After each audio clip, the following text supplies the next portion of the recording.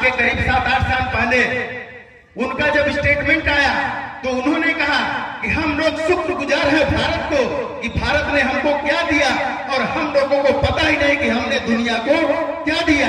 पूरी धरा भी साथ दे तो और बात है, पूरी धरा भी साथ दे तो और बात है, तू जरा भी साथ दे तो और बात है। चलने को तो एक पांव पर भी चलते हैं लोग, मगर दूसरा भी साथ दे तो और बात है। कि जो आप सब यह शक्ति प्रदर्शन कर रहे हैं, यह शक्ति प्रदर्शन आर्थिक, सामाजिक, राजनीतिक भी होना चाहिए। यह शक्ति प्रदर्शन अपने समाज के लिए, जिस समाज को मान सम्मान, स्वाभिमान, शिक्षा, संपत्ति चाहिए, यह शक्ति प्रदर्शन उनके लिए भी होना चाहिए। और साथियों, अगर इस धर्म को फैलाने में सबसे बड़ा किसी का योगदान है तो वह है सम्राट अशोक महान का, जो कि भारत की भौगोलिक सीमा से उठकर विश्व में लेके गए। और यहाँ पर जो डॉक्टर B.R. अम्बेडकर की जो तस्वीर देख रहे हैं, इन्होंने इस धर्म को वापस भारत में लाया। आज जो तिरंगे में अशोक चक्र है, यह डॉक्टर B.R. अम्बेडकर की देन है। तो हम चाहेंगे कि एक बार इनके लिए जोरदार ताली होनी चाहिए। साथियों, मैं राजेश मौर्य, मौर्य कुशवाहा समाज सूरत टीम से आप सभी का दिन खोल करके हार्दिक स्वागत, अभिनंदन करता हूं। अगर आप लोग हमारा स्वागत, अभिनंदन स्वीकार कर रहे हैं तो एक बार दिन खोल करके तालियां होनी चाहिए। साथियों, तालियां वो नहीं बजाते हैं जिन्हें कोई गम होता है, तालियां तो वो बजाते हैं जिनके हाथों में दम होता है। तो आपके हाथों में नहीं, दिलों में दम है, इसलिए तालियों की कमी नहीं होनी चाहिए। और साथियों, आप सब जो यह बहुत ही बढ़िया बुद्ध पूर्णिमा आयोजन किए हैं, मेरी तरफ से, मेरे परिवार और मौर्य कुशवाहा समाज सूरत की तरफ से आप सभी का बहुत बहुत बधाई देता हूं। आप सबका उत्साह देख करके शुक्रिया अदा करता हूं। साथियों, जो कभी न पूरा हुआ उसे अरमान कहते हैं, जो कभी न पूरा हुआ उसे अरमान कहते हैं, जो कभी नहीं बदले उसे ईमान कहते हैं। जिससे सीखा है हमने जिंदगी जीने का सरीखा, जिससे सीखा है हमने जिंदगी जीने का सरीखा, उसे विश्व गुरु तथागत बुद्ध कहते हैं। साथियों, अगर भगवान बुद्ध की जीवनी पढ़े तो जब उनका जन्म हुआ था तो वहां पर एक सन्यासी योग ज्योतिष आए और कहे कि आपका बच्चा सन्यासी बनेगा। अब राजा शुद्धोधन को बड़ा टेंशन हुआ, भाई किसी का बच्चा अगर सन्यासी बने तो वह पिता कैसे बर्दाश्त कर सकता है। तो उन्होंने कहा इसका कुछ उपाय भी तो होगा। तो उन्होंने बताया कि इनको ऐसी जगह रखिए, ऐसे वातावरण में रखिए कि जहां पर न कोई बीमार हो, न कोई बूढ़ा हो, न कभी इनको कोई मृत दिखाई दे, ऐसी जगह रखिए। तो शुद्धोधन ने उनके लिए ऐसी व्यवस्था भी किए। तो जितने बूढ़े थे, बीमार थे, सबको एक अलग एरिया में रख दिए और बुद्ध जी को एक अलग एरिया में, वहां पे रहने लगे। उनका एक अलग वातावरण, अलग माहौल। फिर वहां पर जो माली रहता था, जो फूलों की सिंचाई, पेड़ पौधों की सिंचाई करता था, वह जो वहां पे पत्तियां रहती थी तो उसको भी तोड़ देता था, जो पीली पत्तियां हो जाती थी, क्योंकि बुद्ध जी को यह भी दिखाई नहीं दे।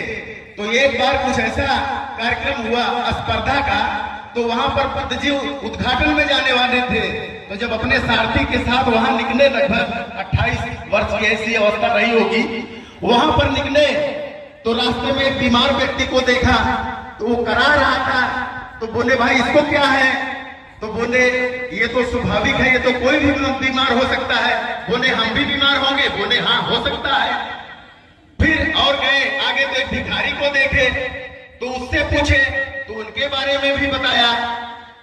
तो साथियों और आगे गए तो एक मृत सैया जो लेके जा रहा था, बोले ये क्या है? तो बताए कि ये तो अब चले गए हैं दुनिया से, वापस नहीं आएंगे। तो उन्होंने कहा कि इसका मतलब मैं भी जाऊंगा क्या? बोले नहीं, ये तो मृत्यु को सबका निश्चित है। तो कौन कहे उनको उद्घाटन में जाने को कि वही उनको बैराग जग गया और वापस रिटर्न आ गए अपने महल में। अब उनके अंदर एक बैराग की क्रांति तो जगी ही। फिर उन्होंने अपने पत्नी और राजा शुद्धोधन जी को, जो कि यशोधरा थी, अगर उनकी देखा जाए तो विश्व की उस समय सबसे खूबसूरत महिला, और उनका पिताजी जब उनकी शादी कर रहे थे तो उनसे भी बहुत सारे इंटरव्यू लिए थे। तो उन्होंने ना उनको बताया, और एक प्यारा सा बच्चा राहुल भी हो चुका था, उसको नहीं बताया और वहां से चल दिए। और करीब जब उनको बोधि प्राप्त हुई, जब बोधि ज्ञान प्राप्त हुई लगभग 7-8 साल के दरमियान में, तो राजा शुद्धोधन कई लोगों को भेजते हैं कि भाई तथागत बुद्ध बोधि प्राप्त किए हैं तो उनको बोलो वापस आए। तो जो उनके पास जाता था वह आने की जगह वह खुद बुद्धम शरणम गच्छामि कहने लगता था। एक को भेजे, 2 को भेजे, तो सभी उनके भिक्षु संघ में शामिल होते जाते थे, कोई रिटर्न ही नहीं आता था। तब राजा शुद्धोधन ने उनका जो सारथी था उसको भेजे, बोले कि मैं जान रहा हूं कि तुम भी वापस आने वाले नहीं हो, लेकिन इतना जरूर कह देना कि आपके पिताजी आपको याद कर रहे हैं। तो वहां पर वह जाते हैं, वह भी कहते हैं, वहां पर जाते हैं तो अभी तो बुद्धम शरणम गच्छामि में हो ही जाते हैं, रिटर्न ही नहीं आते, लेकिन उनकी सूचना उन्होंने उनको दे दी है। तो उन्होंने कहा कि भाई जब पिताजी का आदेश है तो निश्चित ही हमको आना है। तो उसके बाद जब वहां से आते हैं तो जब नगर में आते हैं तो वहां भी भिक्षामदेही शुरू कर देते हैं।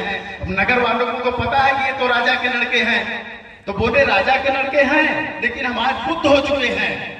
और उसके बाद अपने पिताजी से मिलते हैं, और पिताजी से मिलने के बाद जब यशोधरा की बारी आती है तो यशोधरा भी नहीं आती है उनसे मिलने के लिए, कहें कि बिना बताए चले गए।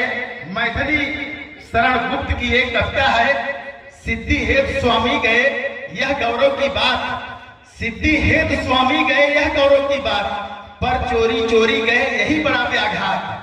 सखियों मुझसे कहकर जाते, कहते क्या मुझको वो अपना पथ बाधा ही पाते। तो अब जब बुद्ध जी वहां पहुंचे तो लोगों को ऐसा लग रहा होगा कि वहां पहुंचेंगे तो स्वेरी कहेंगे गलती हो गई, नहीं जाना चाहिए था या क्या। जब वहां पे गए यशोधरा के पास तो यशोधरा से जब उनसे हाल चाल हुआ तो वहां भी उन्होंने वही कहा भिक्षामदेही। तो कितनी महान महिला रही होगी यशोधरा जी, उन्होंने अपने बच्चे का हाथ तथागत बुद्ध के हाथों में दे दिया।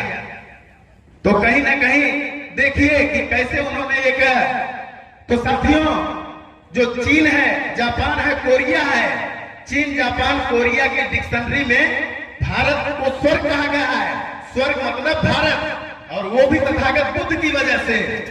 और हम लोग कहां स्वर्ग खोजते हैं? आसमान में। फाहियान आया था यहाँ, जब उसके साथ एक चीनी यात्री आया था, उसका नाम था ताओ चिन। जब उसने इस भारत को देखा तो यहाँ कहा कि यह जो स्थल है या तो किसी इंसान का बनाया हुआ हो ही नहीं सकता, या किसी देवता का बनाया हो सकता है। और उसने यह भी कहा कि अगर मेरा पुनर्जन्म हो तो बौद्ध भारत में हो, वरना मेरा पूरा जन्म ही न हो। और साथियों भूटान की रानी आई थी आज के करीब 7-8 साल पहले, उनका जब स्टेटमेंट आया तो उन्होंने कहा कि हम लोग शुक्रगुजार हैं भारत को कि भारत ने हमको क्या दिया, और हम लोगों को पता ही नहीं कि हमने दुनिया को क्या दिया। तो साथियों हमें भगवान बुद्ध के जो सिद्धांत है उनको जानने की जरूरत है। जब हम लोग जान जाएंगे, अभी देखिए हम लोग विश्व गुरु तो कहते हैं, लेकिन जो चीन जापान कोरिया वो हमसे कहीं ना कहीं आगे है।